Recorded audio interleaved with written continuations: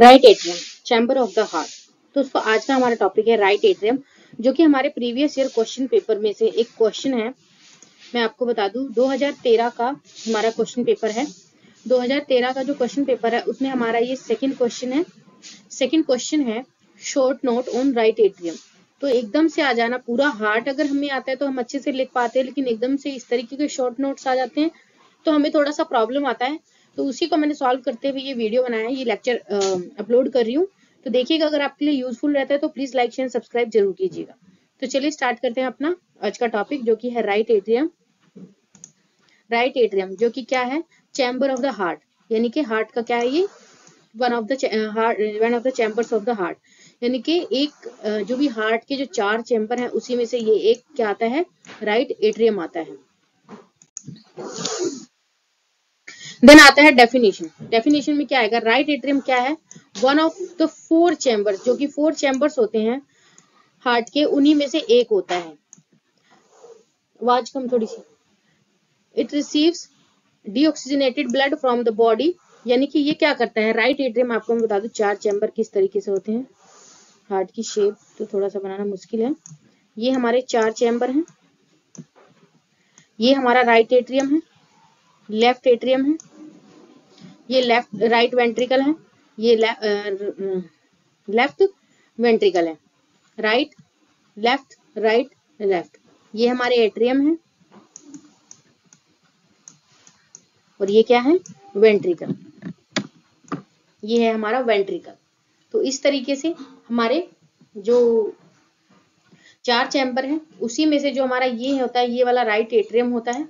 और इसी का काम क्या होता है, ये पूरा बॉडी का, यहाँ पे हमारा होता है सुपीरियर वेना केवा और यहाँ से जॉइंट होती है इंफीरियर वेना केवा।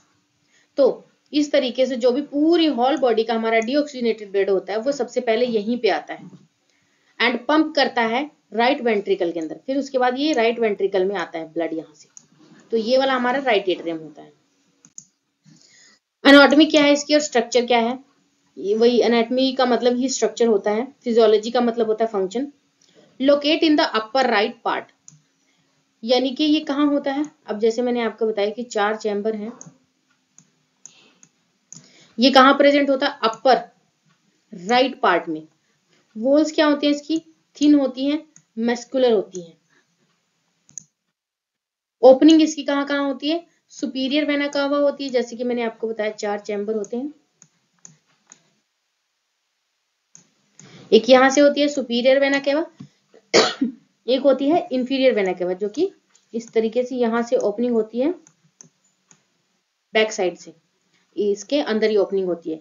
ब्रिंग्स ये जो सुपीरियर वेना केवा होती है, brings blood from the upper body, जो भी पूरा हॉल बॉडी होती है अपर साइड की, अपर पोर्शन की, उसका ब्लड लेके आती है राइट एट्रियम में। और जो इंफीरियर वेना केवा होती है ये लेके आती है हमारे लोअर बॉडी पार्ट का।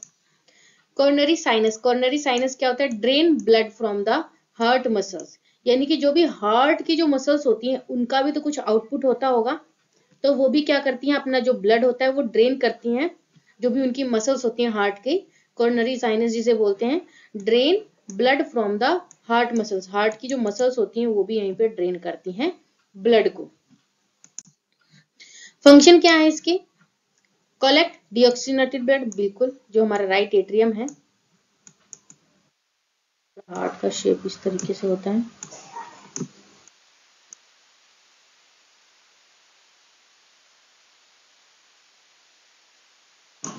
तो इसका क्या काम होता है, यहाँ पे डीऑक्सीजनेटेड ब्लड को ये हमारा कलेक्ट करता है बॉडी से, पंप करता है ब्लड को through the ट्राइकास्पाइड।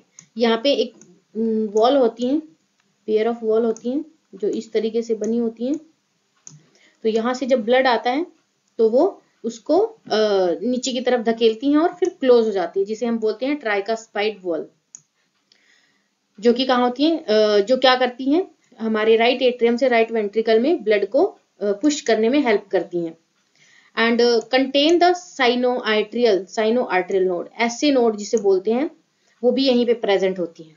The heart's natural pacemaker, ऐसे नोड क्या होती हैं, हार्ट्स की जो नेचुरल पेस मेकर होती हैं। आजकल तो आर्टिफिशियल डलने लगे हैं, क्योंकि पेस मेकर कई बार काम नहीं करते, खराब हो जाते हैं, तो आर्टिफिशियल पेस मेकर भी डलते हैं। विच इनिशिएट द हार्ट बीट, जो कि हार्ट बीट को इनिशिएट कराते हैं, कॉन्ट्रैक्ट कराते हैं हार्ट की मसल्स को।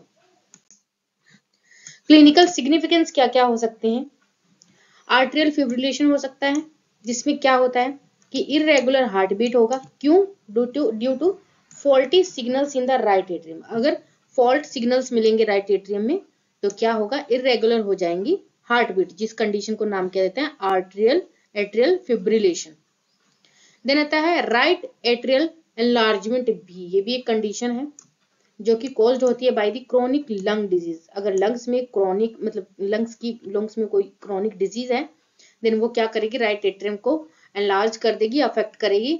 और क्या है? कोई भी हार्ट या और अदर कोई कंडीशन है उसकी वजह से भी राइट एट्रियल एनलार्जमेंट हो जाता है।